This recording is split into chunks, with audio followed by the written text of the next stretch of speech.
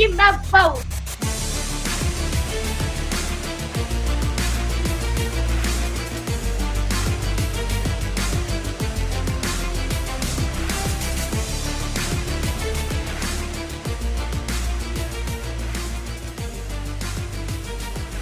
Court is in session with Ryan in Sacktown on If You Don't Like That.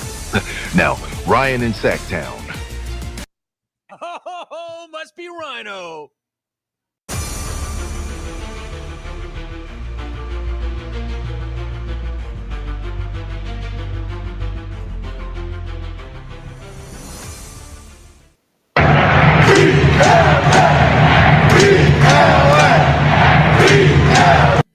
I can get with that. Can you get with that? Beat LA.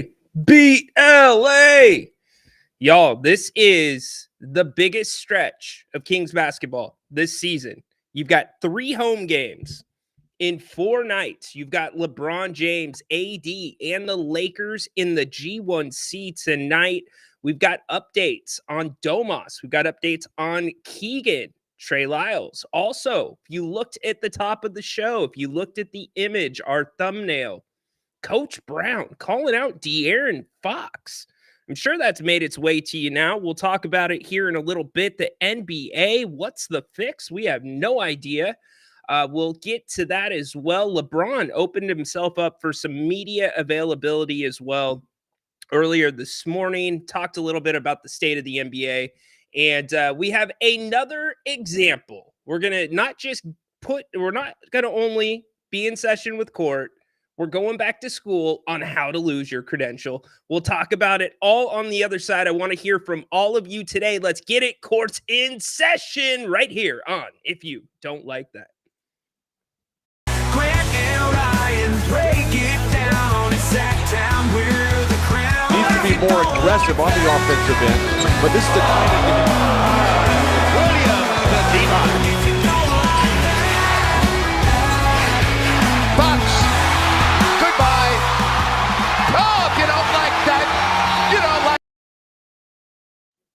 What is up? Ryan in Sacktown with you, pumped up. I'm so jazzed for tonight. This is such a big one for the Kings.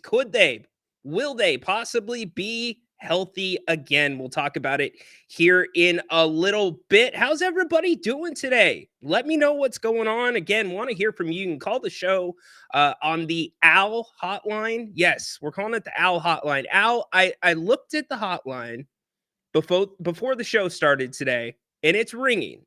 So I think we're good. If you want to call Al, I should be able to hear it in my ear. If you would like to call and you are not Al, you can hit the link in the chat, or you can call the phone number right here, 916-822-9485. Small win for the day. I did not give away my cell phone number. Yes. Good day. All right, we're off to a nice start. But again, want to get all you in here. It's been a really weird couple of days in Kingsland. Very weird couple of days. We look back, too, on the last game between the Kings and the Lakers, a 131-127 loss down in L.A. That was the game where LeBron absolutely went off. He started the third quarter this way. This was LBJ. 3, 3, 2, and 1, 3, 2, 3, 2. That's how we started the fourth quarter. That was the fourth quarter of the first meeting between these two teams, second game of the season. Remember, the Kings had not won a game. Kings fans were like, the sky is falling. We're 0-5 in the preseason. LeBron just ripped our hearts out. The season's over. And now the Kings are back to one game under 500. But I can't undersell how important these next 4 games are, specifically the next 3. You've got 3 home games, 4 nights. 2 of them are the Lakers. We look at the Western Conference. Here it is right there. The Western Conference is jam-packed. We talk about the Kings' struggles, but look at where they're at in the loss column comparative to the Phoenix Suns, to the Minnesota Timberwolves. That's how good this West is. And if you look at the West top to bottom, or at least 1 through 10, I only think there's a couple teams that are going to come back to the pack there. Just a couple of teams. We'll get to it here in a little bit as well. Want to get all you in on the action as always. Don't forget, we have got a ton of content coming up tonight. We've got pregame starting at 6:15. I'll be taking the reins on that. Halftime with Jerry Reynolds, and then postgame, Grant and I will be taking your calls and hopefully talking about a beam being lit today. I love that the chat's popping right now. Let's get to it really quick. Let's sweep them again. I'm with you, Al. The problem is, LeBron, for as tenured as he is, he remembers things like that. Now, he doesn't remember everything. We'll get to that here in a little bit. But look, the Kings, the two teams that beat them every meeting last year, those were two big games for the Kings this year, the Pelicans and the Rockets. So I would guess that it's going to mean something to the Lakers tonight. And we're going to talk about their team. We've got a ton of game time decisions for this going. A ton of guys that are game time decisions. Need Beam beat LA. Amen.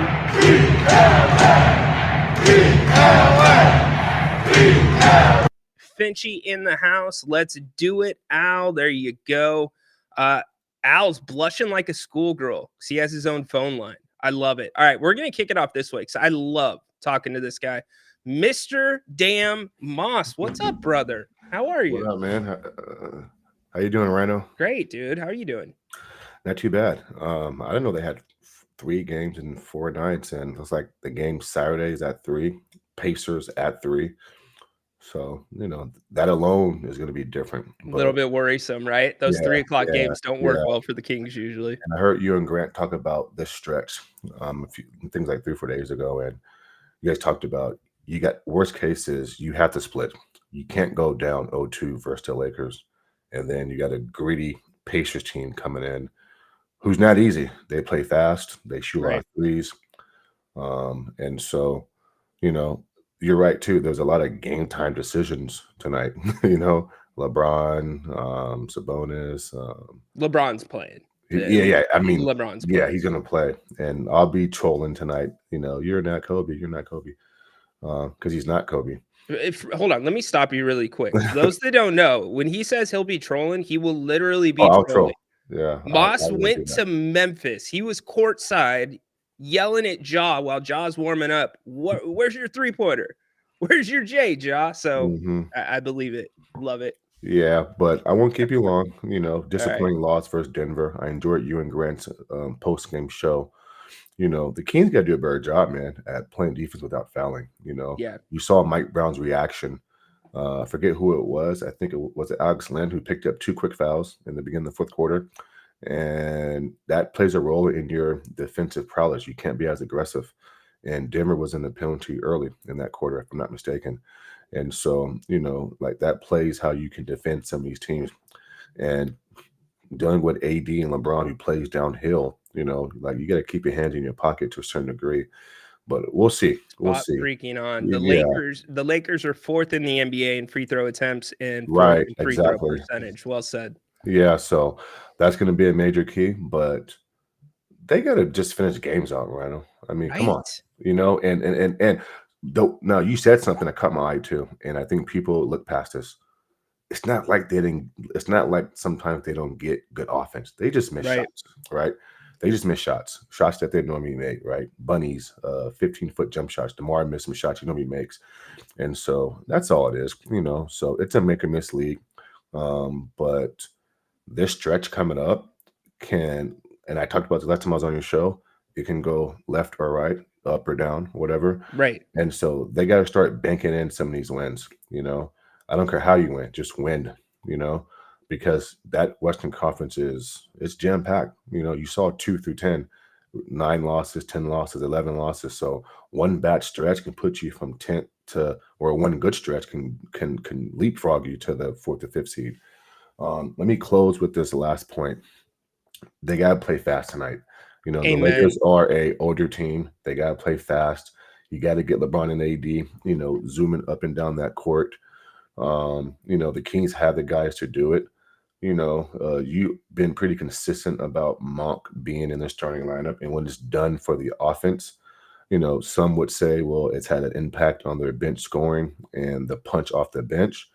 But the Kings just need to hit open shots and they need to run and get earlier shots in the shot clock.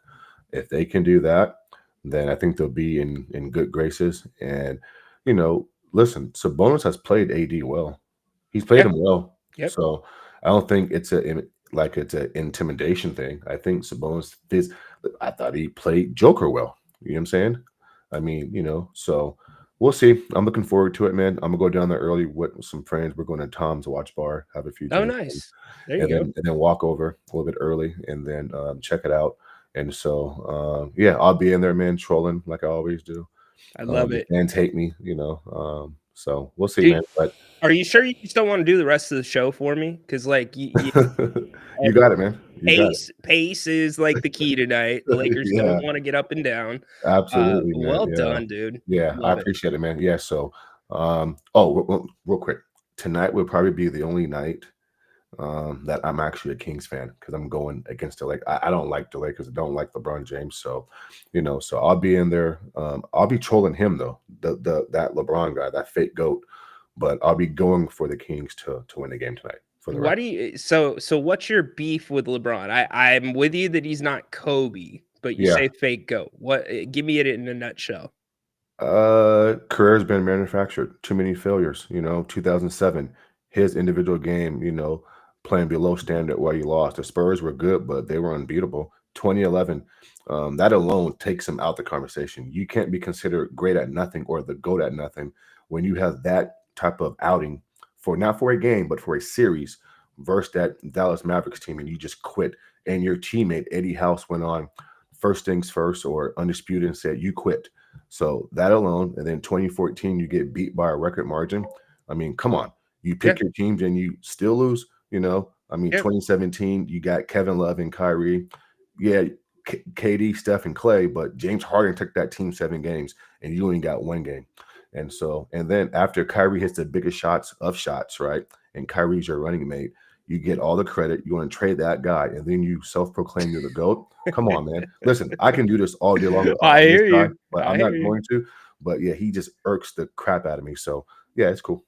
He's a Rockets fan. He is a big time Rockets fan. Yeah, Rockets fan. And he's not a bandwagon either. He was on the Rockets before they got I'm Rockets to the core. I'm Rockets to the core. So, all right, brother. Man. Have fun So tonight. enjoy the game tonight, Reno. Yeah, you too. All okay, right. cool. Good stuff. Moss always brings it. Justin, my man, you're stealing my thunder. I was going to be giving some updates there. Sean broke them, though, so credit to Sean. But I was hearing the exact same thing about Domas and Keegan. Kevin was a little bit iffier. And then Trey, I heard the same thing. So, yeah, good job by Sean breaking that. In fact, Domas, why don't we get a couple of these out of the way? Domas talked after shoot around this morning. How are you feeling? Feeling better, for sure. Yeah. Much better. I mean, what was the last 24, 48 hours like? It was good, just a bit sore after the game, but yeah, I'm feeling better. Is there much that you have to see what happens between now and tomorrow? Yeah, I'll just go out there, shoot, and see how I feel. If you don't mind, what were you feeling? Just soreness the whole back, bruises. Yeah, that was a nasty fall that Domas took last game. Horrendous. To Moss's point, really quick, because I did go back and watch the game. The execution at the end was completely fine. DeMar came out, and we'll hear from him in a second. He just dropped the basketball. That's all he did. He fumbled the ball. And he still figured out a way to get a decent look considering the circumstances. But look, the problem's on the other side of the ball. I said it yesterday. Denver closed out this way. 6 in a row. They went deuce, triple, deuce, 2, 3, and then Jamal Murray's 2. That's how they ended the game. So you can't do that if you're Sacramento. And granted, you got a hell of an effort from some of the guys off the bench. Keon Ellis, Colby Jones. Now, that's going to be interesting to me tonight. It's not really a big story, but I think it is a little of a side story. how and if Mike Brown's going to try to mix Colby Jones into this rotation with Kevin Herter likely back. Here was Keegan giving a little bit more insight on what led to him missing last game. It was like, I think it was a Houston game. I jammed my foot and I just been playing through it. Then the night before we played Denver, it swelled up on me. So then it was just at a point where I just couldn't go. So Keegan's swelling, they worked on it the last couple days. It is back to a manageable level. He is definitely going to be a go tonight. Sean put that out as well. You got to have Keegan Murray. If you don't have Keegan Murray, this defense, forget about it. It's just, I mean, Darko, say it for me. Without Keegan Murray, the defense is... It's a complete crap. It's not good. Keegan is that guy that can switch. Keegan is that guy that can guard pretty much... he's kind of a unicorn. Does anybody disagree with me here that Keegan can guard 1 through 5 if he needed to? And not all game, but in switching situations, I think Keegan can legitimately guard 1 through 5. That is some of those, how do I put it? Like baseball, and I think it's one of the worst analogies ever. He's a 5-tool player, yada, yada, yada. But Keegan legitimately is that unicorn. You hear about Alex Caruso, that, he can guard 1 through 4, sometimes 1 through 5. That is a rarity in the NBA today. And so it's a gaping hole in the Kings defense without him, but all signs point to him being back tonight. Sean said that as well. Justin put that in the chat. So appreciate that. Love all the beat LA chants. I mean, this... I don't know. It's just different when the Kings play the Lakers.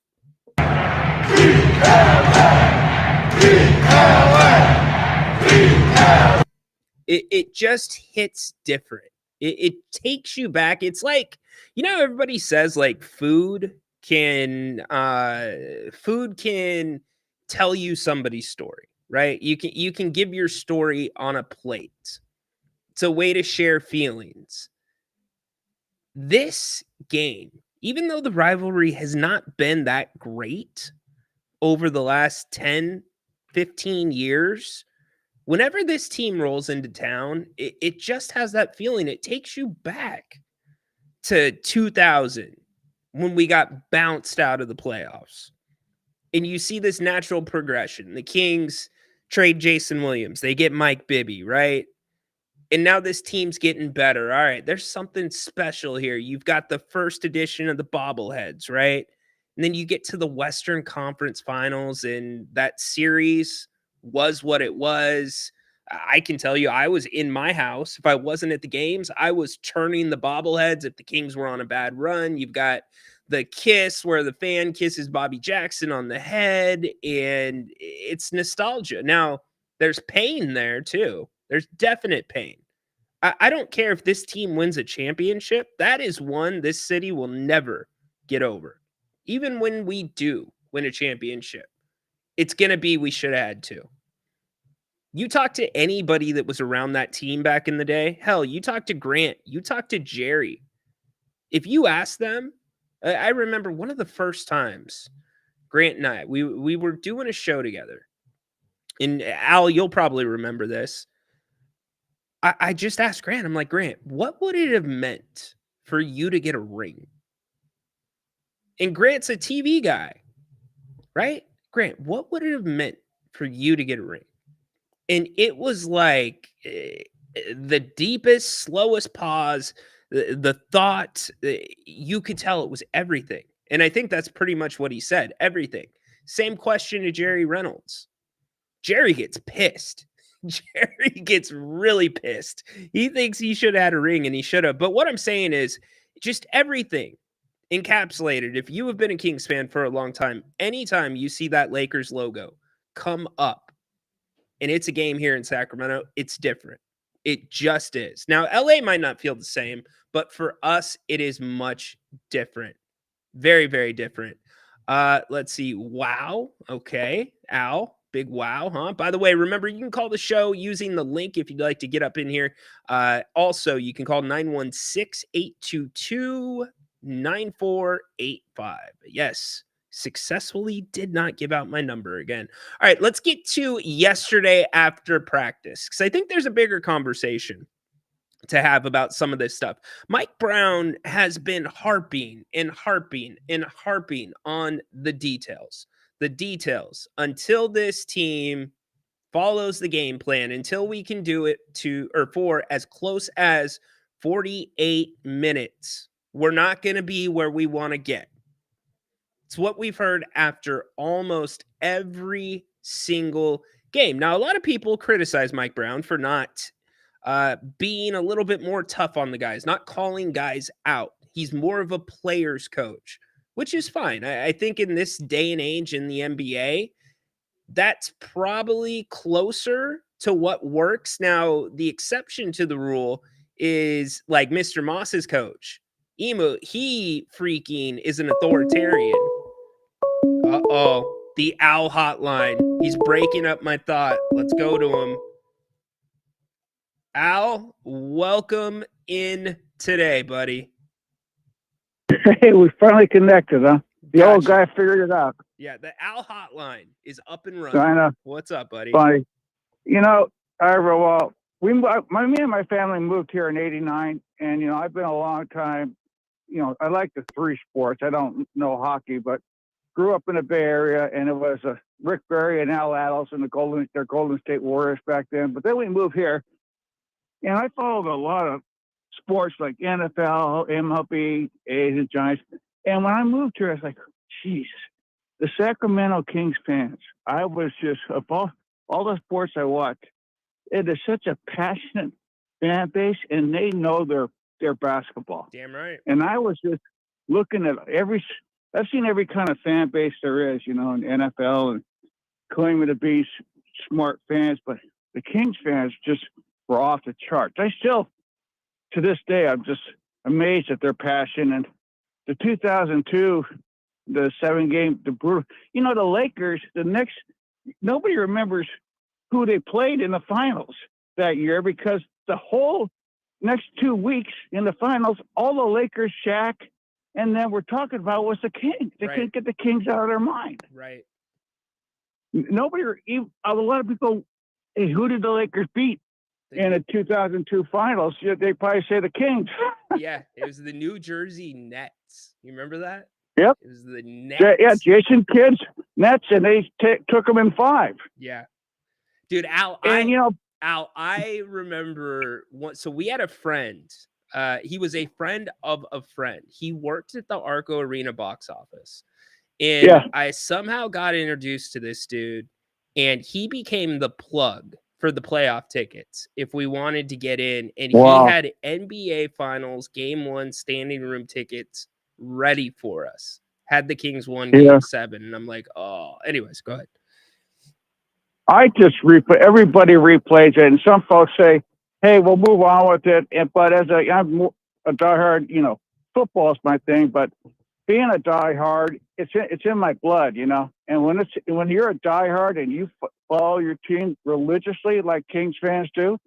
I mean, the other night I'm watching the game on TV, and I'm looking. They're showing shots in the stands, and the fans are just like yelling, screaming, yelling, and you know that brief period when the Maloofs had 1 foot out the door, and the fan base knew it. That was the only period, and it wasn't the fans. It was their lover is gonna jilt them, you know. Yeah. And then thankfully a miracle happened with. I mean, I don't know how they pulled that off, because as a longtime fan of all sports and seeing the original Cleveland Browns and Baltimore Colts franchises move and break their fans' heart, and still their fans are bitter. You know, I thought that Hanson Group and Seattle, which richly deserves another team.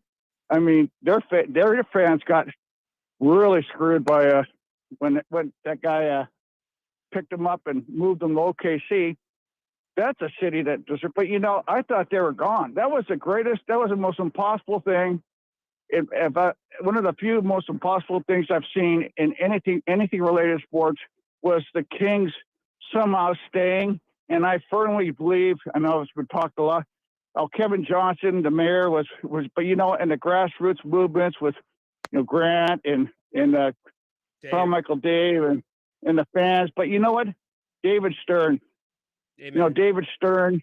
They're naming a street after him. I think the fans and the community and the team knew David Stern was in their corner because it was just the offer was the most money ever offered for an NBA team.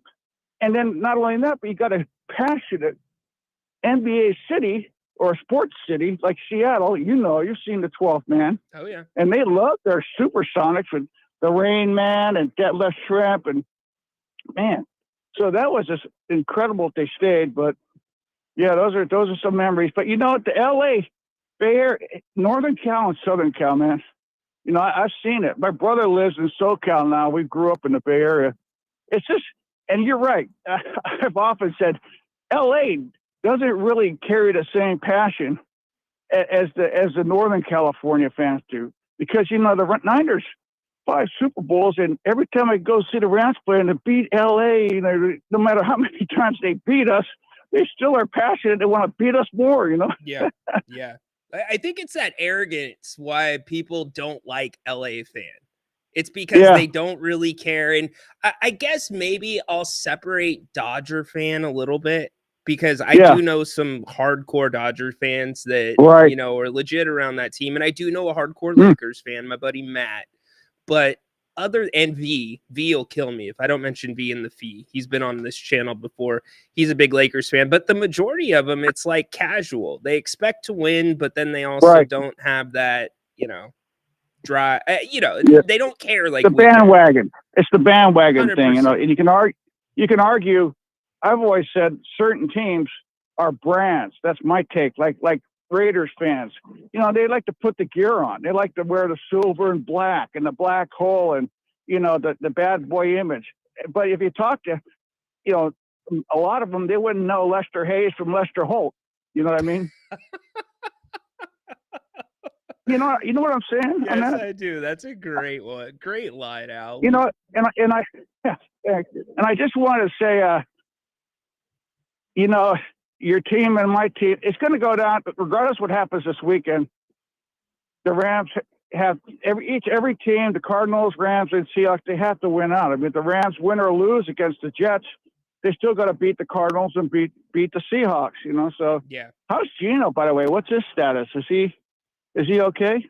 I have not checked, to be honest with you. I've been deep in the King stuff because of everything going on here. So I have not even looked at what's going on with Seattle this week. And you were talking about, to get off sports a bit, if that's okay. Sure. You know, take Liam to where I volunteered with my kids at the Sacramento SPCA, and I went with them because if they're minors, it has to be accompanied by an adult. Right. And I was the closest thing they could find. And take Liam, and you can go on their website, SSP, there's 2 S's, .org, and you can volunteer, maybe go like a Saturday morning. I think Liam would love it and get a lot out of it, because if you do the dogs, you go into the cage before the public comes in, you leash them up and take them to like an open area where they can just run and get the energy out of them, so they're not all wound up when the public comes in and tries to adopt them. But I think it'd be a great opportunity for you and Liam to, you know, to bond and have a good time. I was laughing at your 100-pound dog and getting the 2 cats and waiting until the dog, you know, we have a dog and 2 cats, and, you know, it's like North and South Korea coexisting under the same roof. I have tried my butt off, and I'm not an expert dog trainer, you know, to get things to coexist. But, whoo, man, it's just, we just keep the door. We have a door that completely closes off. It's the DMZ is the door. It's 2.5-inch DMZ zone. Yeah. And that's, but yeah, I like your thinking of getting 2, because they definitely will keep each other company. Right. Although get ready for some hijinks. They are just some funny creatures. They're a lot different than the dog. I'm telling you. That's why I don't want Al. If this wasn't Lakers Kings Day, we'd do 30 minutes on this. I am not cat person. They're just squirrely. They jump out at you. They scratch you. I don't like them. I don't. But what am I going to do? You know what? The cats, if I may use another analogy, that's how a lot of people are. Now, I grew up with both, But I'll tell you, cats are like Kaiser. Either you love it or you hate it. You know what I mean? I mean, there's no in between. Jokes. Yeah.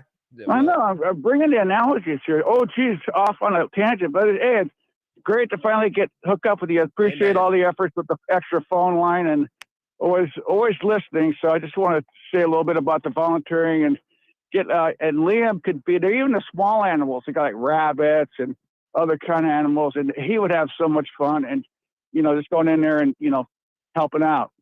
Amen. Appreciate that, dude. Al, we'll all talk right, soon. I'll be listening for his picks because I really go off Liam. I'm not sure about Haunted Horse, but I learned a lot about Haunted Horse since I started listening more often. Yeah, that dude's a little questionable. Yeah. All right, buddy. Good talking to you. Keep up the great work, and let's go Kings. Go Kings, baby. Appreciate it. That's Al, the OG. Love hearing from Al. A lot to unpack there. Dorian saying the Lakers are the new rivalry. Yeah, I just, maybe I'm old school. I'm older than you, Dorian. There's just something about back in the day. Like, I was in the building in 2003, and I have a unique perspective because I went to school in Southern California. I was at San Diego State. And in fact, many of you who watch the channel, you know that one of the guys on the team, Chris Walton, his dad, the late, great Bill Walton, I had a chance to be around the entire thing with the Kings. I was at the first game at the Staples Center after the 7-game series that we lost. It was not the preseason game when Doug Christie punched Rick Fox, which didn't that feel like as a fan? Like we all punched somebody when Doug hit him with that uppercut. It was great. And I'm not saying violence is good, but it felt better for a second. Right. But I was around the whole thing because you take it back. Like it was so different taking in basketball. It was on national TV, Channel 3, right? You've got first off, the NBA on NBC theme, nothing better. It's my ringtone for any of my basketball contacts. Whenever they call it, I just love it, right? But you think about the whole thing, like Bill Walton, he was so one-sided.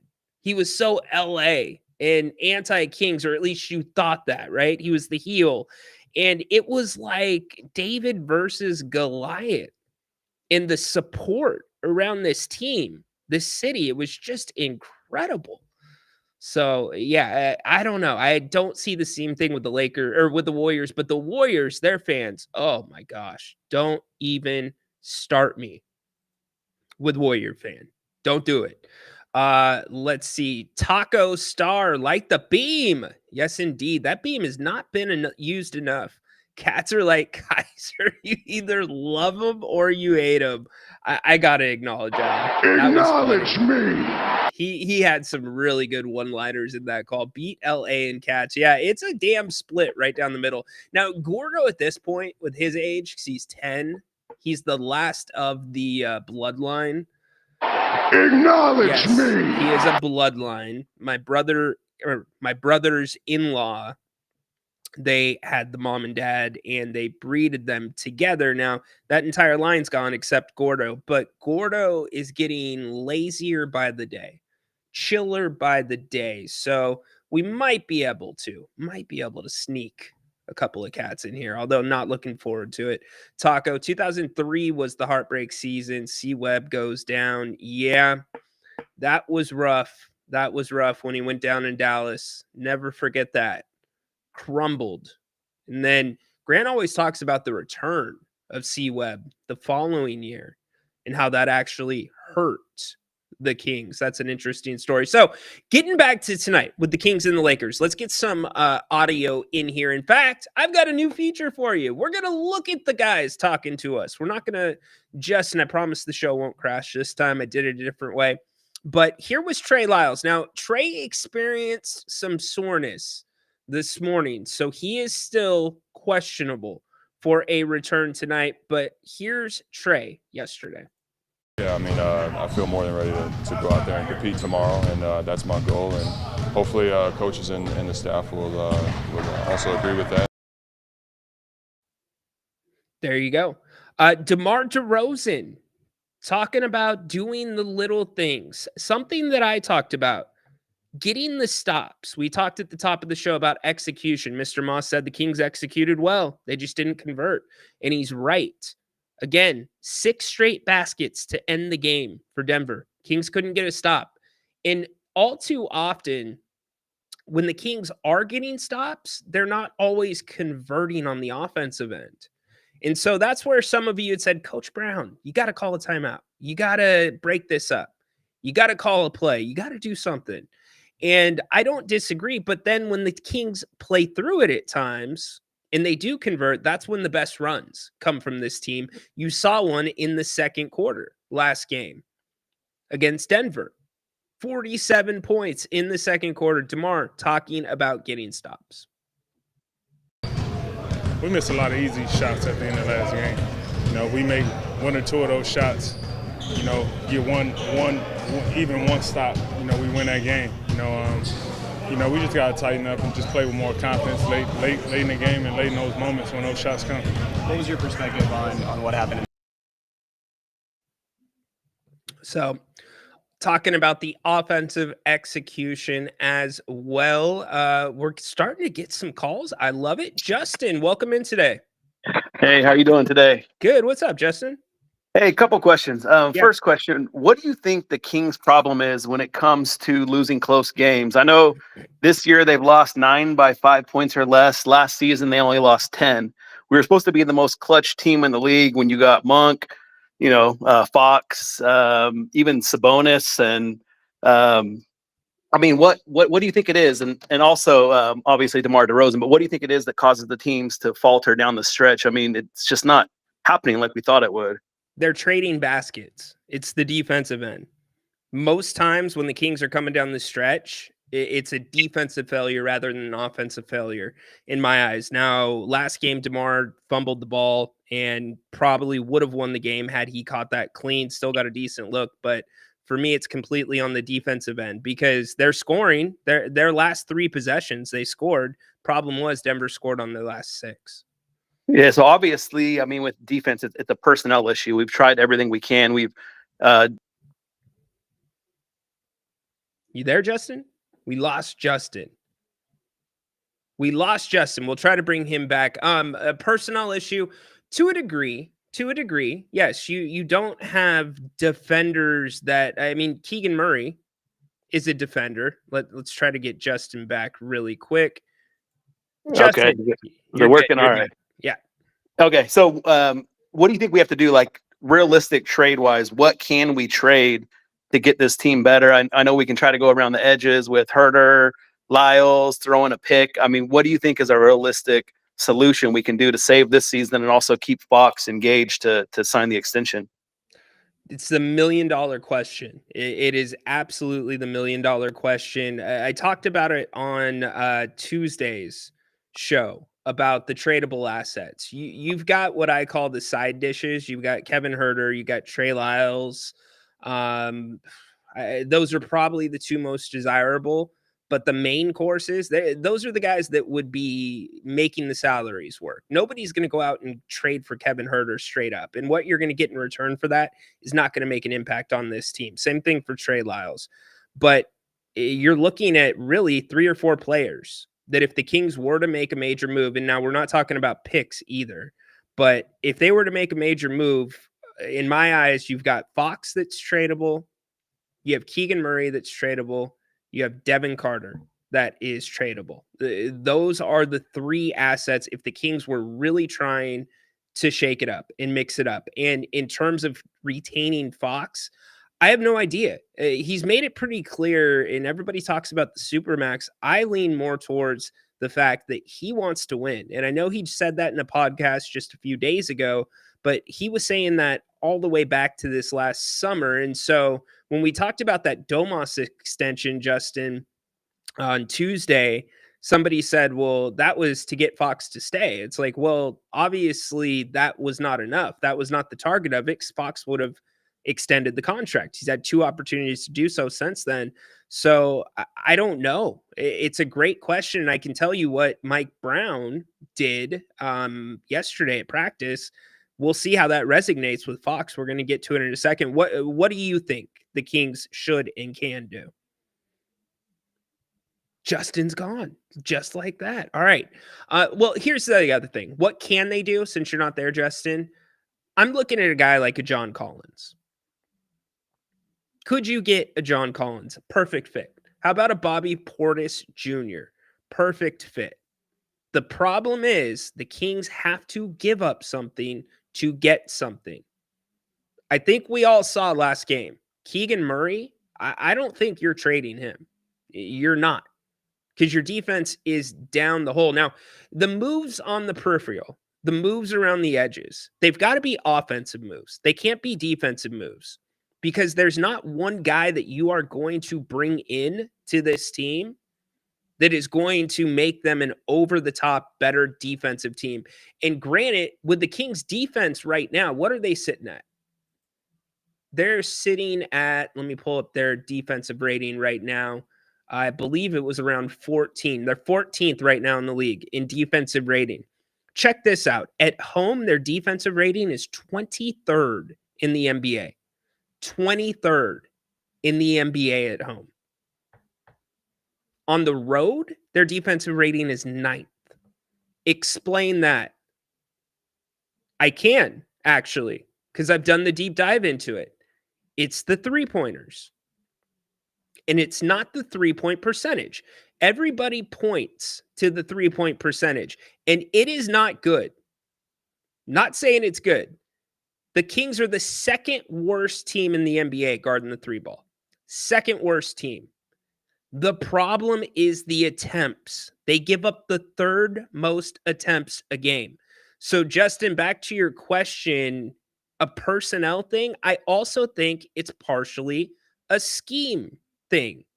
The Kings have been leaving their defenders. If they are a strong side defender and their man is in the corner and whoever has the ball is coming to that side of the floor, many times that strong side Kings defender will leave his man and step up to stop ball or flash to help stop ball. And then will be asked to sprint to the corner, which, by the way, the corner is the easiest three ball in the NBA. Easiest three in the NBA. Shortest three in the NBA. Highest percentage three in the NBA. You're giving professionals in a 3-point league, a 3-and-D league right now, the easiest shot in the book. And Mike Brown, he's going to talk about it in a second when we play the clip. There is something to the confidence part of it. That he says you let guys come in and build their confidence. Guys that aren't usually shooting the three ball at a high percentage. Teams that aren't usually shooting the three ball at a high percentage. Well, they make a few early on. So then as you get into the third, you get into the fourth, their confidence is much higher. Percentages are out the window. It's how they feel. It's how they're playing that night. And all too often, teams are getting into that rhythm, that flow, and leaving a strong side player. It's insane. Now, you could say, Rhino, well, they have to leave because of the on-ball defense. It's not as good. Yes, the on-ball defense at times has been atrocious this year. Absolutely awful. But it's gotten a little bit better sans the New Orleans game. It's gotten a little bit better.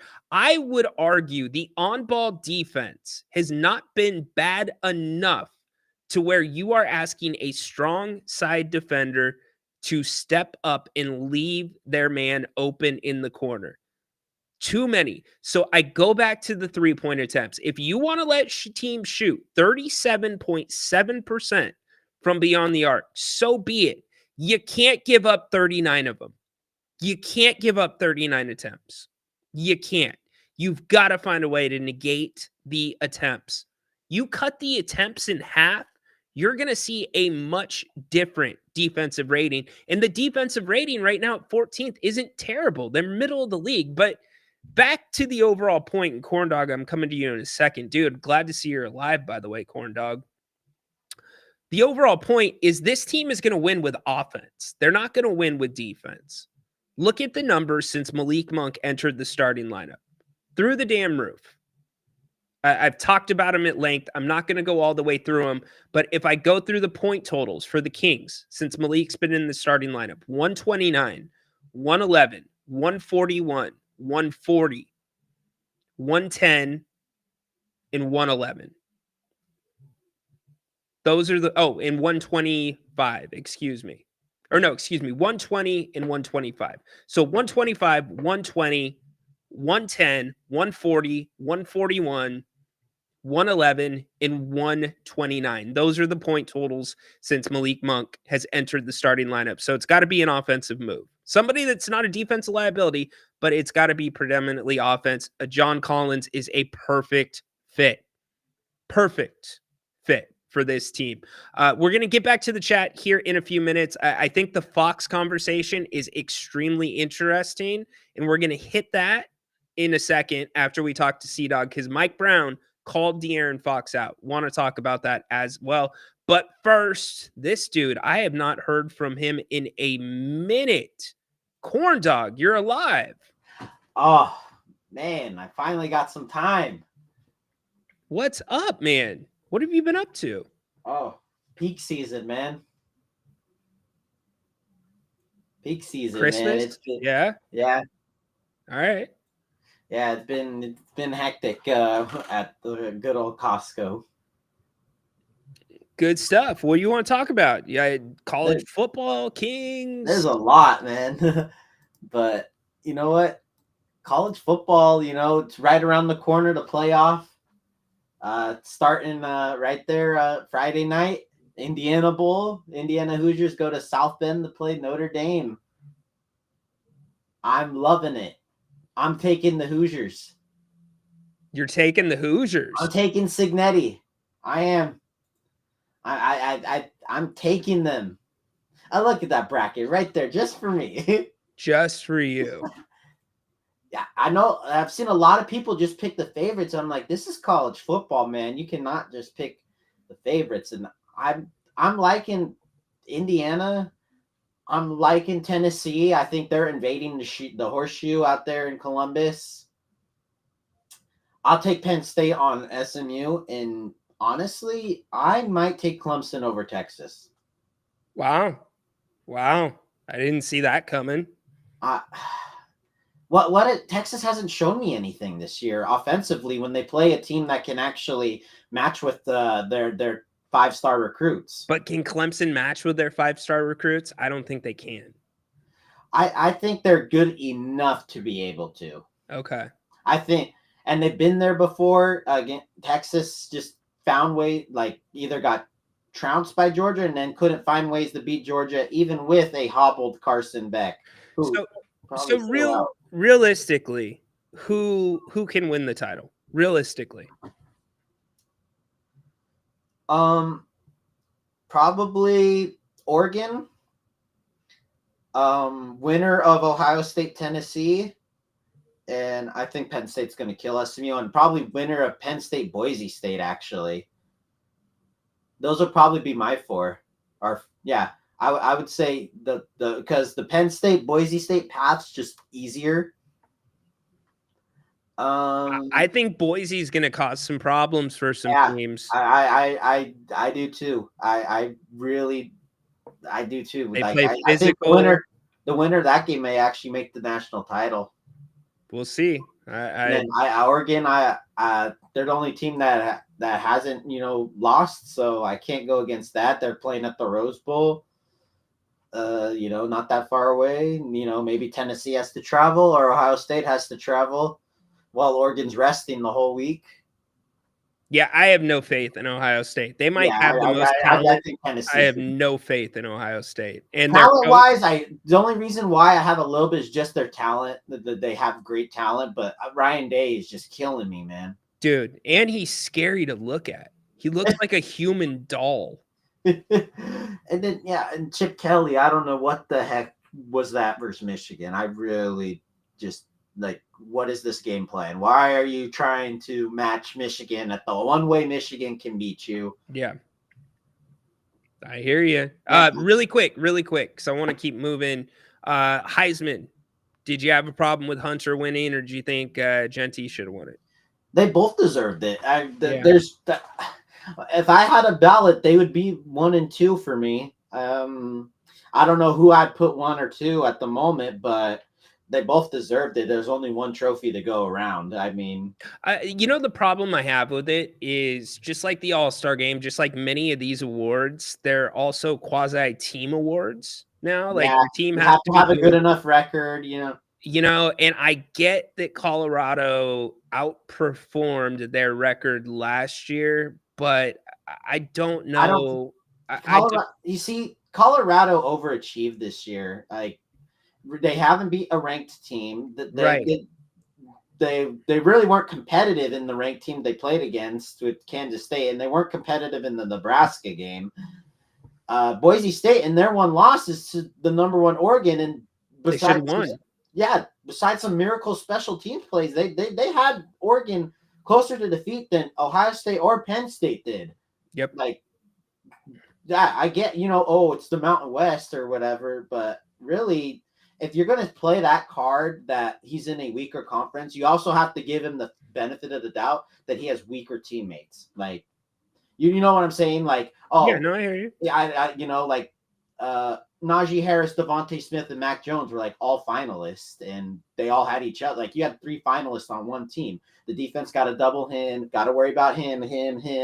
On Boise State, Genty's getting the ball, and he's still doing what he's doing. Yeah, and I'm not trying to take away from Travis Hunter. Yeah. Dude is an athletic freak. He is a specimen. He is one of the most athletic people I've ever seen in my life. But I just, Genty, everything he did, and I'm not trying to be a Boise State homer here, the names that he was close to, Barry Sanders, the way that he did it, the way that team, I mean, think about what Boise State is without Genty. Definitely not Boise State, how they are right now.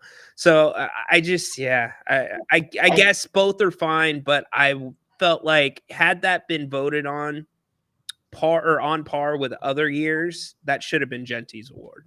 Oh, most likely, yeah. Genty again, and Colorado again.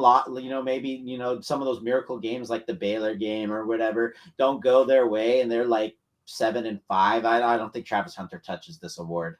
Yep, I'm with you, brother. Anything on the Kings really quick before I cut you loose? Actually, well, I will be going to the game after Christmas, the Pistons game, nice. 26th this year. I snagged tickets for that. Sweet. So I will be there. Try and find me in the crowd. Yeah. Good luck. Yeah. I should just dress up as a giant corn dog. There you go. That would be one way to stick out. I need to find a corn dog out. There you go. I would be down for that. Maybe this channel can find you a corn dog outfit. Find corn dog a corn dog. But if that means though, whoever you're going with, they've got to wear like a big mustard or ketchup. That I don't think they'll do. That I don't. They might put up with my antics, just knowing me, but I don't think they would be part of my antics. Yeah, they're like not happening. All right, dude. Be well. Good to see you. Glad you're well. We'll talk soon. All right, buddy. All right, man. All right. Good seeing Corn Dog. Now I just need to see Bane. Bane, are you alive, dude? I'm worried about you, Bane. He is always the first one that's usually in the chat around here. We're going to continue talking Kings. I know you guys got a ton of comments in there. We're going to hit them here in a second. But before we hit those, you can't get a corn dog here, but you can get an amazing prime cut of seafood or steak at Bennett's West Side Grill in Rockland. Not the only location, 3 in all in the greater Sacramento area. Huge thanks to Brian and the team at Bennett's for sponsoring the Kings Court today. Go to Bennett'sRestaurants.com. You can check out their full menus, their specials. There is something going on every day there. For instance, tonight, happy hour, 2 to 6 o'clock. There's sips and tastes. Also, one of my favorite things to do there, weekend brunch. Incredible. If you're getting together for a holiday party, family gathering, office party, think about Bennett's. They've got some beautiful private dining rooms. You can go to Bennett'sRestaurants.com. You can reserve your table, make your reservation, put your orders in to go now. That's kind of cool. And also much more. You can buy gift cards and check out all of the menus. I'm telling you, you will not regret it. And thank you to everybody that has gone out to support Bennett. Brian loves seeing the feedback, and you all seem to love it there as well. So thank you, thank you, thank you. Let us know when you go out to Bennett's. Let them know that you heard about him here on If You Don't Like That, and we will retweet it. We'll put it up on the screen. We appreciate you. Some of you are getting deep into the menu in finding the hidden secrets. Again, Bennett's Restaurants. They've got locations in Rockland, Roseville, and off of Howe and Fair Oaks. Go check them out. All right, we're going to get to the chat in a second. I do want to get back to the Kings conversation really quick. We were talking defense. Justin asked a really good question about retaining De'Aaron Fox. So I was going to get here. The title of the show today is Coach Calls Fox Out. Here's Mike Brown's first quote after practice yesterday. Be interested to hear if any of our guys think any different. The paint points that they got, you know, it was just way too easy. And, you know, one of the things we told the guys, we said, hey, we're 3-9 in games decided by 5 points or less, and not just against, you know, quote unquote great teams. You can mix in some teams that don't have good records in there.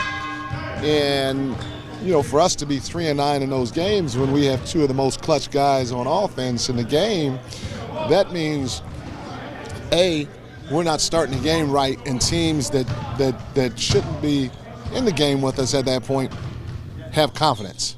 Players have confidence because the game was too easy to begin with, all right, because we didn't pay attention to the details, go out there and hit first and establish and or set the tone. So now they got confidence that's hard to shut off. That's why they're in the NBA. And then second, we're going through these lulls that we have to change. We have to lock in and focus for as close to 48 minutes as possible. Otherwise, we'll be good, then we'll be bad. We'll be good, we'll be bad. And at the end of the game, who knows what can happen? I don't disagree with a lot of what Mike Brown said. In fact, I kind of parroted some of what Mike Brown said to Justin's question. Now, here was the part that raised some eyebrows. Mike Brown does not usually do this. I think it came from a good place, but I'll let you decide on your thoughts. If it is, it starts with me, it ends with me, but Fox has to step up. He's a great player on the verge of being a superstar. And there are those guys, and there are the superstars that win at a high level. And part of his responsibility, starting with him, now that doesn't excuse Domas, that doesn't excuse DeMar, that doesn't excuse Malik, and even Keegan at a young age, doesn't excuse everybody.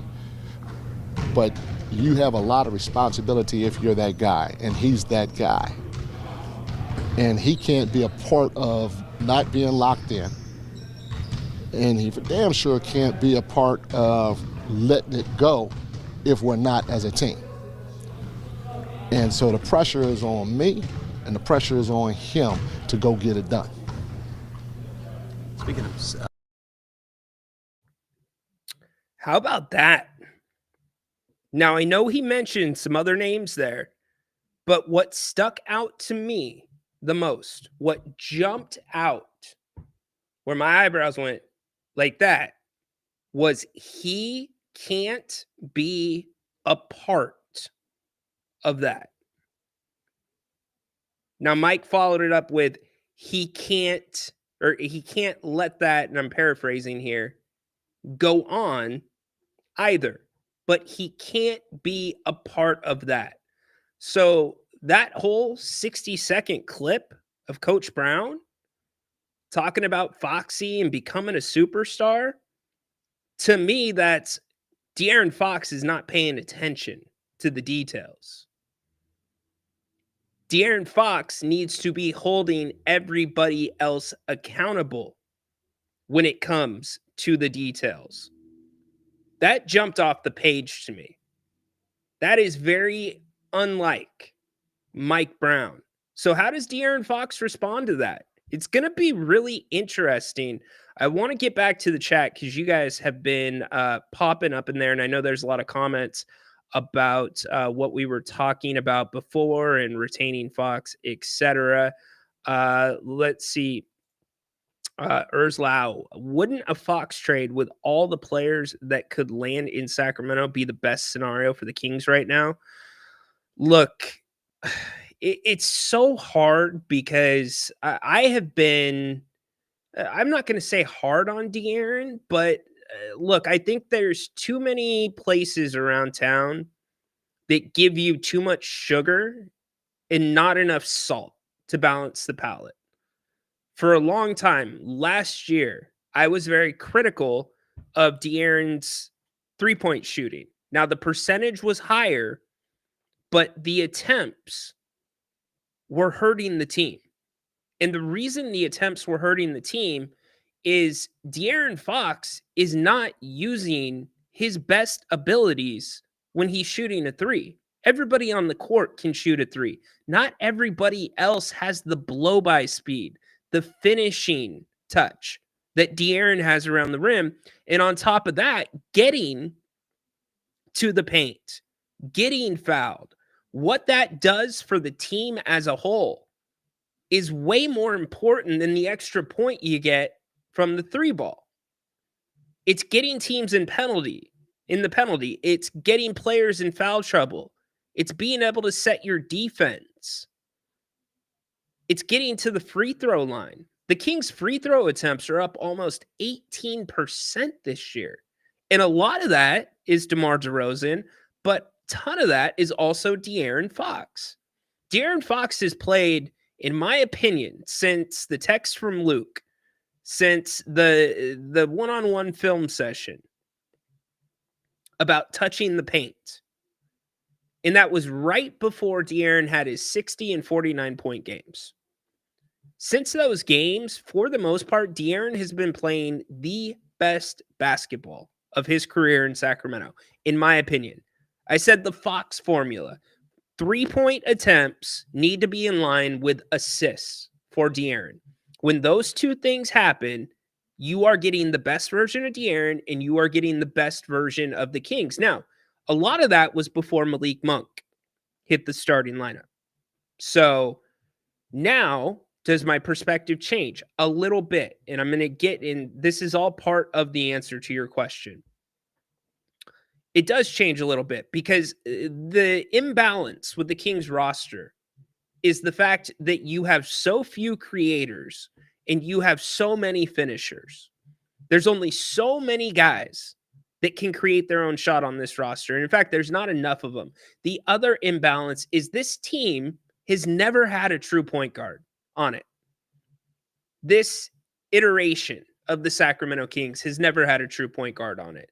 Malik Monk is the closest thing to a true point guard that the Kings have now. And look at how the offense is humming with Malik Monk in the lineup. Look at how the offense is humming now that they have gone away from the DHO and gone to the pick and roll. It's made a world of difference. You are now letting Domas do what he does best, even though he is a very good creator. He is a good creator, but his decision-making at times this year has been poor. He had a really bad turnover last game against Denver. He had an 8-foot bunny that he had hit 2 or 3 of already in that game, and he tried to make the extra pass in a very crowded lane, and it was a turnover, and that was in clutch time. So, to answer your question, would the Kings be better with the players they could get for a Fox trade? I don't know if they would be better, and you're asking about best scenario. If you were to get timing is everything on this. Let's put it. Let me backtrack for 2 seconds. Timing is everything on this because the closer that you get to De'Aaron's contract expiring, the lower his value is going to be. So that's why before the season started, we were talking about this decision needs to be made by the end of this year.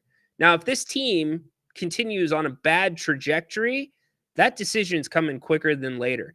I think if you were to trade De'Aaron Fox, and there's a lot of teams that would be interested. There are teams that are already kind of fishing around. I know that's been reported. What's Fox's status? If you were to trade De'Aaron Fox and get 2 or 3 decent players, one of which included a true point guard, then this team, as it is right now, it's not a rebuild. It's a recalibration. So I don't know if it's the best scenario, but I can tell you the worst scenario is letting De'Aaron Fox walk for nothing, because I did read down some of the chats already while Mike was talking, and there's a lot of talk that Fox wants the Supermax. Fox wants the Supermax. That's part of it, yes. But he was pretty clear in the latest podcast, and in the offseason, it was pretty clear. It's not so much about the money. Fox wants to win. Can you win in Sacramento with De'Aaron? You got to ask that question. Now, that's for another, this conversation's for another day, another time. But there is a scenario that this team would be okay, depending on the return. Definitely okay. He's also putting pressure on the front office. Absolutely. Cam or JC? JC for me. Peter, only $1 million. Vivek Ranadive can pay that. What is the guarantee on that fix? What was the million? Missing that. Fox trying to make all NBA and get more money. Okay, well, first off, Fox is not making all NBA. He's not. If this team's in a play-in scenario, Fox is not making all NBA. As he's played up until this point, he's not even an all-star. So I don't know that it's as much of a money decision. And that is where, again, that is 100% where this front office needs to be dialed the hell in to the heartbeat, the pulse of what's going on with that guy and the rhetoric coming from his team and his agent. If you pull a Bogdanovic, if you pull a bogey and let him walk for nothing, you're going to have a massive problem.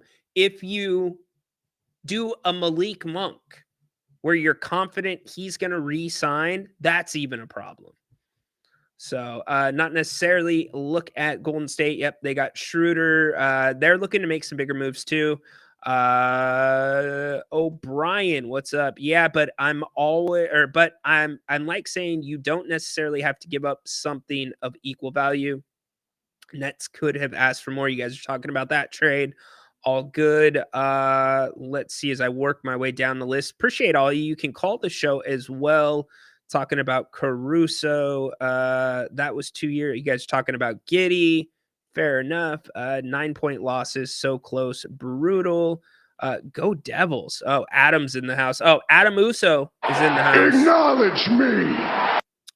Oregon is going to find a way to blow it. I'm with you, dude. I just don't see Oregon doing it. Baki, late to the show. Sabonis ready tonight, or do we still not know? Sabonis will play tonight. Let's see. Sabonis, Keegan, and Herter are playing. I'll put that in. Thank you very much. Coach trying to light the fire before the game. Yeah, so here's the thing. We all know De'Aaron responds well to criticism. It's no secret. We all know that he's a little sensitive too, which isn't a bad thing. I like it. But I think there is an element to how does De'Aaron get to that place without somebody needing to say something or somebody jading him, somebody pissing him off, a ref not giving him a call. How do you get De'Aaron to that place? Now, that is not strictly on De'Aaron. That is also on the coaching staff. The coaching staff needs to put De'Aaron into positions where he has advantages and he can be successful right out of the gate. That is a two-way street. So Coach Brown says in that clip, I need to be better too. It's a two-way street. But to me, with all the detail talk that has gone on this season, And Grant and I hit this yesterday on the Kings Roundtable. We've talked about it in the past. I've heard from sources, I'm not going to speak for Grant, there's a disconnect somewhere. If the coach is giving you the game plan, right? Here's the game plan. This is what we're going to do. This is how we're guarding it. This is what we want to target on offense. Yet the players aren't executing it. Where's the disconnect there? What is that? And I think that's the big question that we don't know, because sometimes the Kings do it and sometimes they don't. Coach Brown was right. When Colby and Keon came off the bench, they did exactly what the game plan called for. Why isn't it happening? And Mike Brown never wants to say 48 minutes, but why isn't it happening for as close to 48 minutes as possible? Let's see. Flores, has anybody voted for the NBA All-Stars? We're going to talk about that here in a little bit. What's Fox's trade value? It's a good question. I have no idea.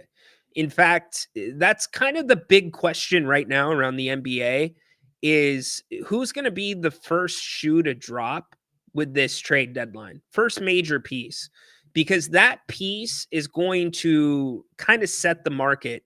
And the reason I say set the market is it's different this year because of the new CBA. The new CBA has changed the way that teams build their rosters.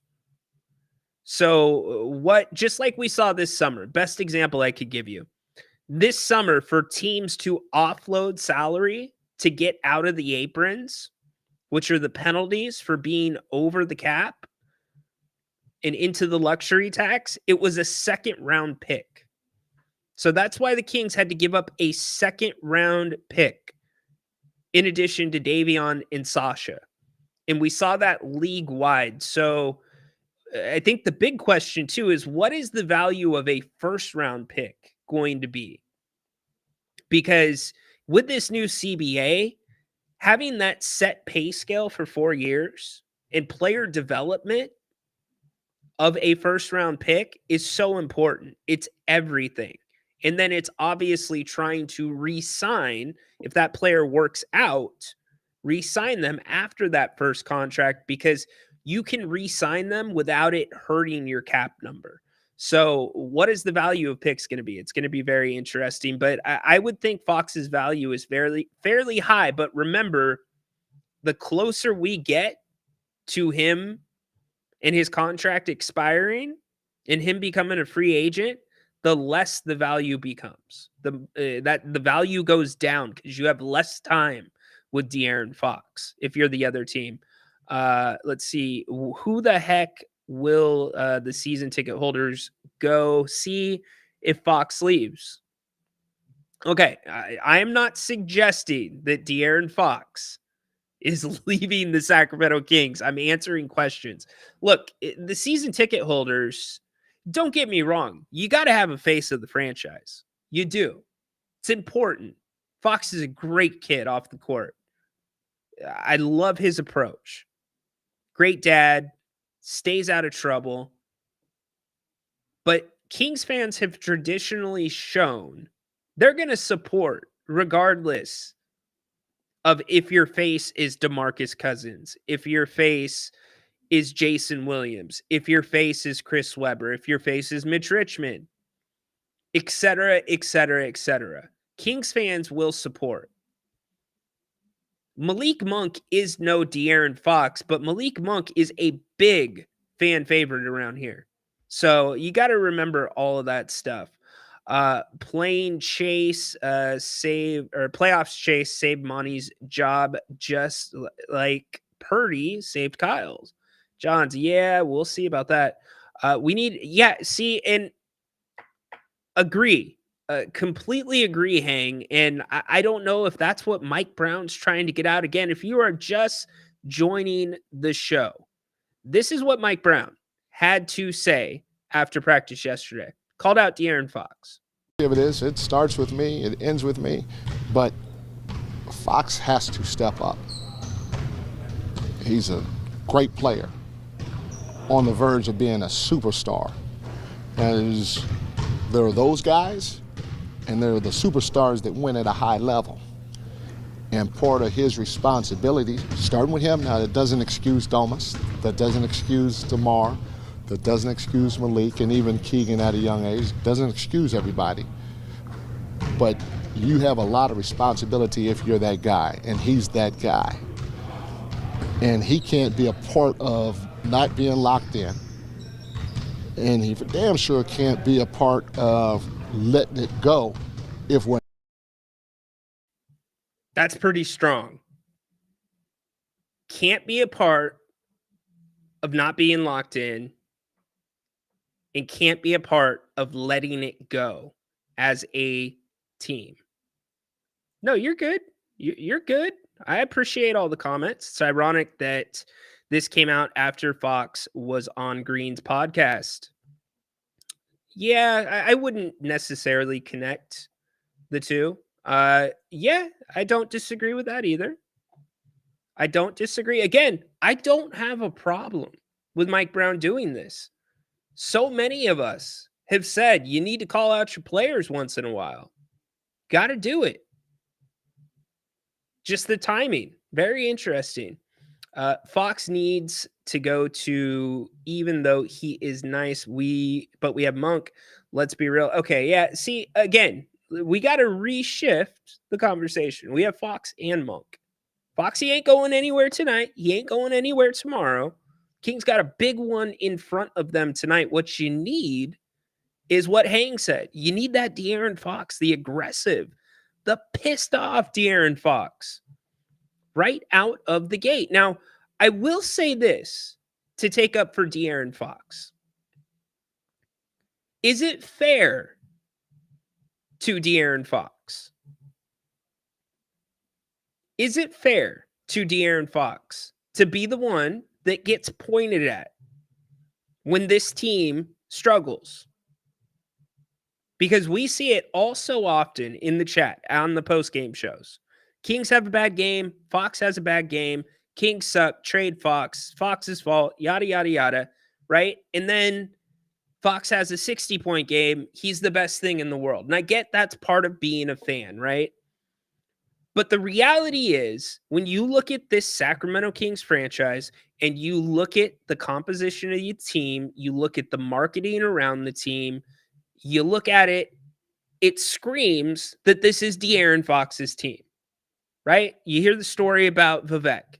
Hey, kid, I've got this really nice car. I want to give you the keys to it. And he's talking about the franchise, okay?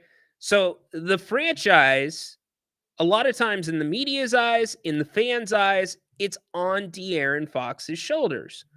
Well, let me point you to this. Again, Domantas Sabonis, he's making $40.5 million this year. Next year, 43.6. The year after that, 46.7. The year after that, 27.28. 49.9. De'Aaron this year making 34.8. Next year, 37, basically 0.1. What I'm saying is this really De'Aaron Fox's team? Is it fair to De'Aaron that everything falls on him when things don't go right? The numbers say it's not De'Aaron Fox's team. It's a really interesting question. I think he takes a lot of heat from this fan base. I think sometimes he does not get enough credit, and he takes way too much heat. Is this even his team? He needs to step up. Look, he is agreeable to being coached hard. We've seen that. He doesn't mind it. And Mike Brown is hard not just on De'Aaron. He's hard on Domas. He's hard on DeMar. He's hard on Keegan to a degree. He keeps those guys accountable, and because of the way he coaches them, that allows him to be able to coach the rest of the guys the same way. But it's definitely a situation to monitor. That was a strong comment. He's the main veteran for the Kings. He's the best player on the team, that's up for debate. Is he the best player on the team? There's no doubt that De'Aaron Fox is the most talented player on the team. Period. End of story. De'Aaron Fox has a talent that nobody else in the NBA has. He has been voted numerous times by the players and the GMs the fastest player with the basketball in the NBA. 100%. Nobody else has that in the NBA. So use it. Let's see, Fox value high today, lower tomorrow, and declining. That's what I was saying, BJ. And again, not trying to ignite a trade Fox discussion. It's not what it's about. But De'Aaron can only stop De'Aaron. So I would like to see, I think there's more that can be done to get him involved. Now, the litmus test for me about De'Aaron and Domas is this. And I asked it last year to plenty of people around the team, asked it to other people that cover the team. It's, does De'Aaron and Domas make each other better? Think about that for a second. Do De'Aaron Fox and Domas Sabonis make each other better? Domas definitely makes De'Aaron better. There's no question in my mind about that. But does De'Aaron make Domas better? There's a question, and most everybody that I talked to last year could not answer that question definitively. So the reason I'm presenting that question right now is Mike Brown, my man. You have got to put a scheme together, and they're on their way to doing it right now with the pick and roll. But look at the difference between Malik Monk and Domas when they run that pick and roll. It's magic. And I'm not saying De'Aaron has to do it at the same level. What I'm saying is we don't see enough pick and roll between De'Aaron and Domas. That is how those two can definitively always make each other better. So that is something that I want to keep seeing. Fox never passes to Sabonis. Monk does pass to Sabonis. They're nice together, but I feel like Monk is better fit with Domas. Okay, so I think De'Aaron can be that same player. That's what I'm saying. De'Aaron can play that same style. He is talented enough to do that with Domas.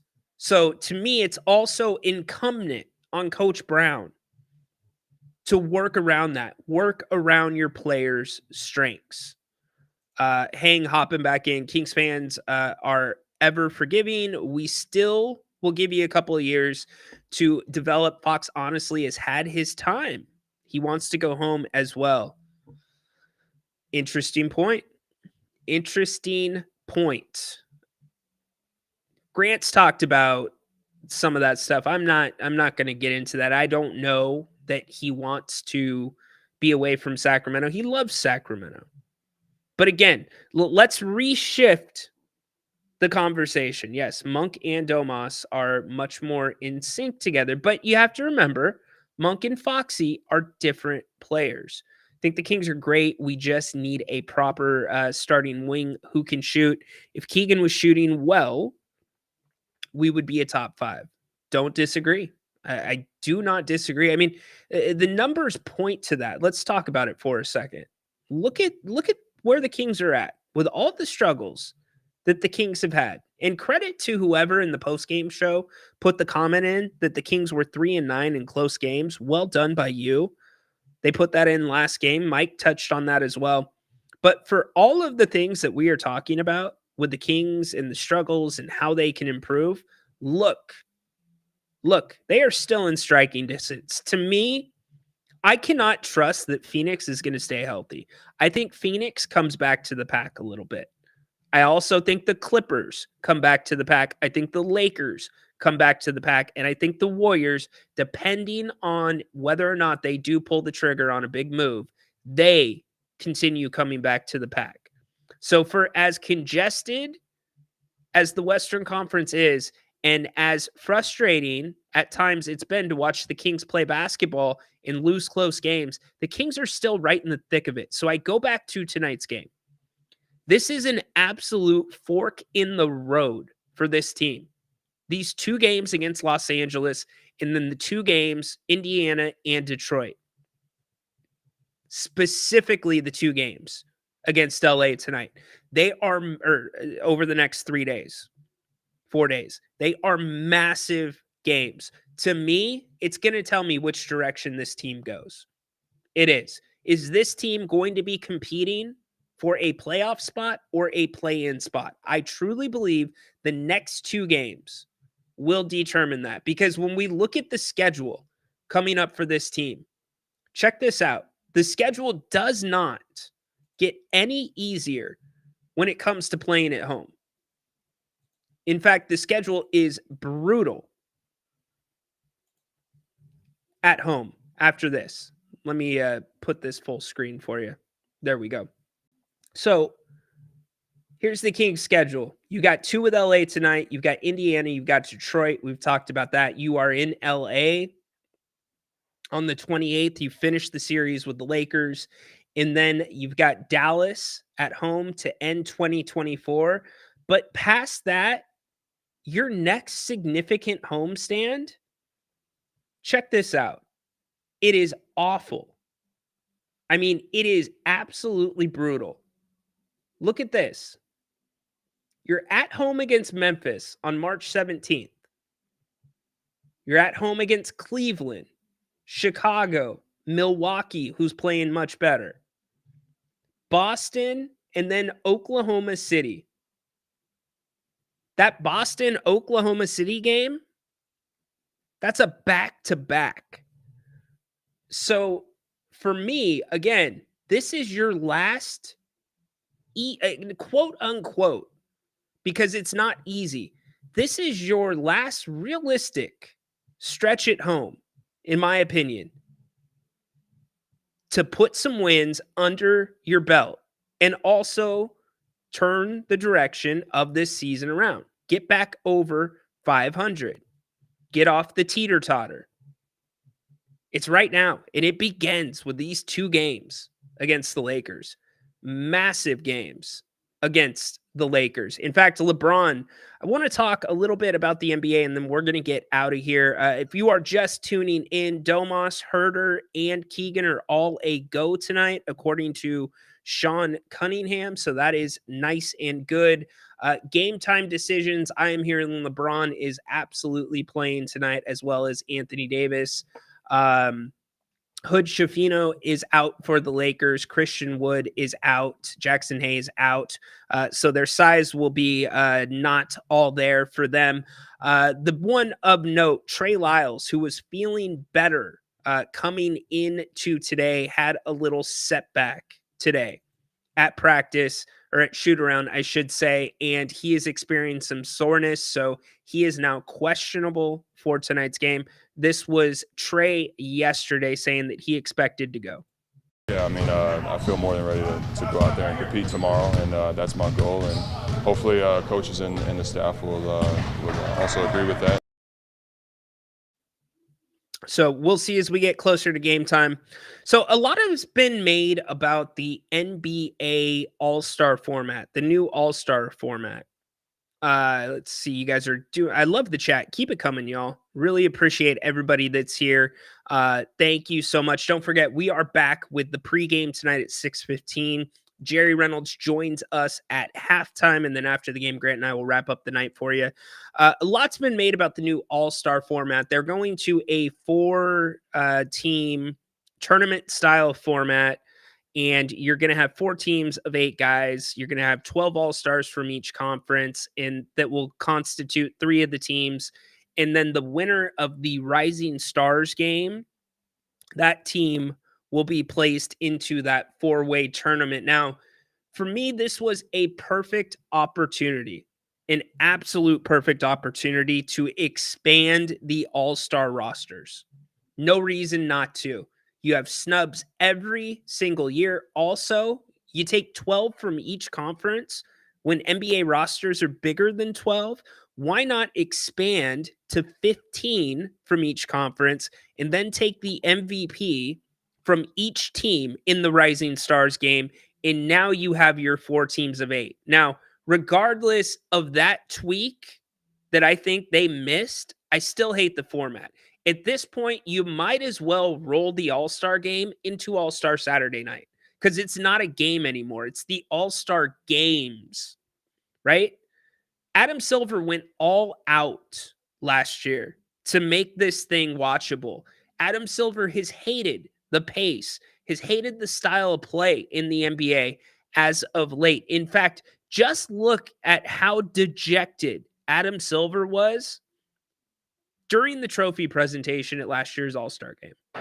And to the Eastern Conference All-Stars, you scored the most points. Well, congratulations. That is not edited. That is legit Adam Silver. And to the Eastern Conference All-Stars, you scored the most points. Well, congratulations. Well, congratulations. So what does Adam Silver do after the All-Star break? And mind you, he rolled out the red carpet for last year's All-Star game. He booked it at an NFL stadium. He had an LED court. He pleaded with the players to play a competitive game, not just huck up three-pointers, because the ratings for the NBA are down. That's the reality of it. And we are getting to a time closer and closer to where fan bases like ours, we are going to have to pay, not just pay DirecTV, not just pay YouTube TV, whatever your provider is, Comcast, to get our Kings regional games. You're going to have to pay out of pocket to watch your regional games. That is where the NBA is headed, right? Yet ratings now, where you get all your regional games on top of the national games, if you have some type of cable subscription, are down almost 10%. It's because of the amount of three-pointers. It's the way the game is played. And Adam Silver last year, it was no coincidence that the whistle changed after the All-Star game. Adam Silver, after this moment. And to the Eastern Conference All-Stars, you scored the most points. Well, congratulations. Well, congratulations. You know what Adam Silver did? He went back to his 5th Street office in New York. He picked up the phone and he called the referees and he said, let them play. Let them play. Don't call fouls. Now, he's not on record saying as much or saying it in those words, but he is on record saying that they wanted to have some more physicality. So that is why the whistle changed at the end of last year. And the Kings were somewhat beneficiaries of it, right? Even though the Kings were ravished with injuries, they were beneficiaries of it. They played ugly. They played tough. They played gritty. It was a race to 100 points. Season still ended in a disappointing fashion, but they benefited from that whistle. Now, this year, the whistle is still right along those same lines. But the problem is the games are getting out of control. We've seen it so many times this season where the game is physical for 2 quarters. The refs lose control of the game. There's a confrontation. There's an altercation. There's a hard foul. And what do the refs do? They pull the game right back. And the Kings only shoot 2 free throws in a quarter, and the opponent shoots 20. Or vice versa. And what's it do? It slows the game down. It absolutely kills and slows the game down. So Adam Silver, I said it yesterday, he is a drowning rat. LeBron today talked about how he has had to change his game because of the way that the game is played right now. The game of our sport has changed a lot, and how teams play the game. As far as obviously our game is a lot of space and pace and 3-point shooting and things of that nature. So I've had to change my game and my mindset onto how to incorporate that. And I will honestly say I do not enjoy watching 40 to 50 3-point attempts a night. I don't. And maybe it's just because of the way that I played basketball. I was one of those guys that loved D'ing up. Like, I loved defense. I loved taking a charge. I loved getting physical. That was my favorite thing to do in basketball. I miss the days of physical basketball. But Adam Silver has lost control of this league. Flores says needs to step down. I don't think he quite needs to step down, but the finger pointing right now is at the 3-pointer. It's at the 3-ball. How are we going to change it? Adam Silver is now on record. They are looking at critiques of increased 3-point volume. Here's a question. What the hell took you so long? They've been looking at this for a long time, dating back to the All-Star game last year. Here's some of what Adam had to say. Historically, at times, we've moved the 3-point line, Silver said. I don't think that's a solution here because then I think we look back at both the games and the data. I think that may not necessarily do more to get mid-range jumpers. Okay, Adam, you're not making sense here. Let me start that over. I'm reading that wrong. I don't think that's a solution here because then, I think when we look at both the game and the data, I think that may not necessarily do more mid-range jumpers. Damn, dude, you ever heard of Grammarly? What? Okay, we're just going to leave that one alone. Adam, dude, do better. Whether there's some tweaks we should make, and my sense is I do think we should take seriously this notion of more diversity in offense. I watch as many games as all of you do, and to the extent that it's not so much a 3-point issue, but that some of the audience, some of the offenses start to look sort of cookie cutter and teams are copying each other. I think that's something we should pay attention to. It's always been a copycat league. There's one offense that wasn't, and it was the triangle. Other teams couldn't run that, but most teams have always run very similar things. Now, the Kings, back in their heyday, it was the Princeton offense. That was beautiful. Coachy, Pete Carroll coming in, doing that.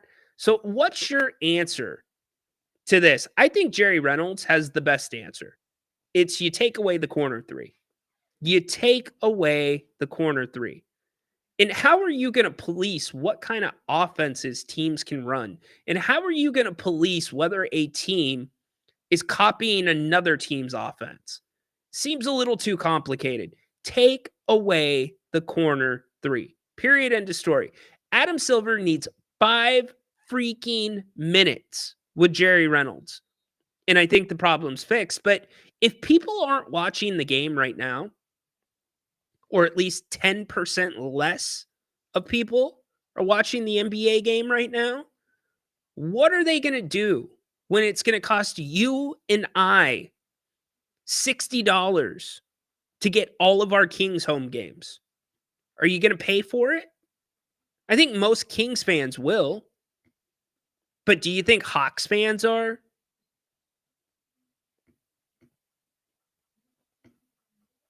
Do you think Portland fans are? Do you think Charlotte fans are? You get my point. They're not. How do you fix the game? It's a big question. I don't know how you do it. Put your answers in the chat. Would love to get your takes on it. Shake things up a bit in just battling guys. 3-point games are so boring to watch. Yeah, they are. It definitely is. And look, I'm not going to hate on Steph Curry for changing the game. Steph Curry is responsible for changing 2 positions in the NBA, the point guard and the center position. Steph Curry has never played the center position. But now, as a center, you got to have a 3-point shot. Hell, Alex Len is out there shooting threes. Orlando Robinson is out there shooting threes. Mark, I wonder if the numbers are down because some gamblers and fans think some games are rigged. Yeah, you know what? That is actually a decent question. I don't think they feel games are rigged, but I do think you have to take into account how media is consumed these days and the different options that are available to fans. And also, the bigger thing for me is I don't think the gamblers are watching as much as the gamblers used to watch. Because it's much easy. Here's the reality. If you're betting on one game, you're probably betting on multiple games that night. So you're not going to be just watching one thing. And with the technology the way it is today, you're going to be flipping around the game cache. You're going to be looking at stats back and forth. If you're on the X, you can see highlights just like that. So I don't think the gambler segment really hurts it, but it is an interesting question. Rigged? No. Now, if the whole Tim Donaghy thing, if that whole plot didn't get busted and called out by the NBA, that, my friends, could have ruined the NBA. But the NBA screwed the FBI. That investigation was supposed to keep going, and the NBA announced the Donaghy thing. Imagine if the FBI kept investigating the way they were with Donaghy, because they were well on their way to finding out more information about other refs. That would have hurt the game, but luckily that did not happen. I mean, do we even care? That's the thing. People almost care more about their bets and their fantasy than outcomes these days. It's not even about the integrity. I would hate on Steph. He was too weak in stature and not physical enough to play the game. Yeah, I disagree. Flores. I disagree. So a couple things to wrap up. Hi, Lydia. What's up? Hope you're having a good Thursday. Kings play the Lakers 3 times in less than 2 weeks. That's right, Lids. I think it is exactly. Today's the 19th. They play again on the 28th. Yeah, you got less than 10 days between 2 games, or 3 games, excuse me. You don't watch the Warriors much. Steph runs more miles on the court. Steph runs a lot. He is running a lot. Hey, don't forget, don't pay attention, by the way, to these designs because these are not updated for tonight, but we've got pregame tonight for you at 6:15. Just imagine that's the Lakers logo right there. Halftime, Jerry Reynolds is with us. Make sure you join us for that at the intermission, and then postgame, Grant and I wrap it up. And again, imagine that's the Lakers. That's not the Nuggets. That's the Lakers. You're seeing things. You are seeing things. All right. In our latest installment, we're going to get ready to get out of here in just a second because we do got the Kings and the Lakers coming up in a little bit. Super pumped about that one. In our latest installment of How to Lose Your Media Credential, we have a new one today. LeBron James rarely gives access the way he gave access this morning at the G1C. He sat down on his own outside of the court to sit down with some reporters to talk about him missing that week of action, different tweaks in his game, which we already heard, and to kind of reminisce a little bit about where the season's at, his career coming to an end, how that might be in the back of his mind. And I talk about all the time, the delicate balance when you have a credential about the right time to ask a question, how to ask a question, et cetera, and a good way to get it ripped. We listened to one a couple of days ago after the Nuggets game. Said it's a good way to get it ripped. Check this one out. This one takes the cake. We'll go in this direction, if you don't mind. Since you're back in Sacramento, November 2003. Do you remember signing your first autograph here, or your first autograph ever when you were in Sacramento? Nah, I do not. I do not. Well, a person who said that you signed the autograph, I think it was 18 or 19 years old. She's going to be in the building tonight. Obviously, you're the only one who can authenticate it. Right, That's right. why I was asking you that question, because she was trying to reach the museum and everything. Yeah, I don't remember.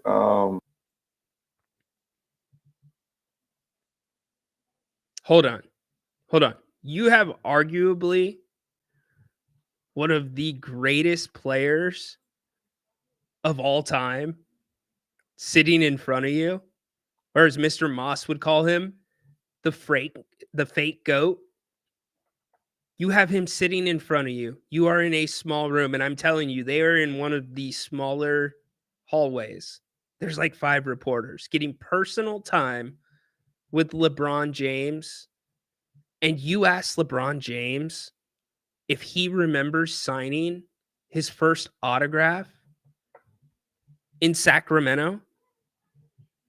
And then you follow it up with the girl who you signed it for is going to be here tonight, and she's looking to authenticate it.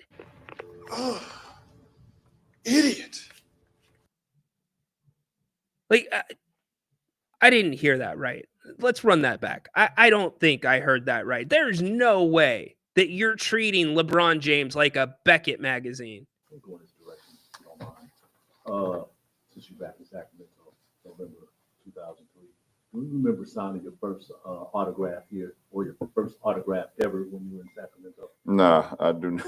I do not. Well, a person who said that you signed the autograph, I think it was 18 or 19 years old. She's going to be in the building tonight. Obviously, you're the only one who can authenticate it. Right, That's right. why I was asking you that question, because she was trying to reach the museum and everything. Yeah, I don't remember. I mean, that's pretty up there. That is a good way to lose your credential. A very good way, especially with LeBron. I wish you could see the video. LeBron's like, he goes on to say, I've been signing autographs since the 8th grade. Dude, you cannot treat LeBron James like a card shop. Not good. Not good. So, hey, we have got a ton of action and content left for you today. Make sure that you are subscribed to the channel. Thank you for being here today. Super appreciate it. Here on the King's Court on If You Don't Like That, I am back at 6:15 doing the pregame show, getting you ready for the Kings and the Lakers. Grant and Jerry are here at halftime, and then Grant and I wrap things up tonight, postgame, taking your calls as well. We will dive into the numbers. We'll dive into the keys at 6:15. The biggest key of all tonight is pace. Pace is the biggest key for the Kings. Secondary to that, do not foul. The Kings, well, when I say do not foul, you got to do your best, because the Lakers are going to do a ton of pick and roll and a ton of isolation. They are going to look to target mismatches. You have to try not to foul and put them in the penalty. And if you are going to foul, you got to get your money's worth. You can't just do a little slap on the wrist with LeBron. He's too strong. He will play through that. We still see players try to do that, but pace and fouling, playing without fouling, super, super important to the Kings tonight. Also, make sure that you are subscribed also to the Kings Court. Follow me on the X.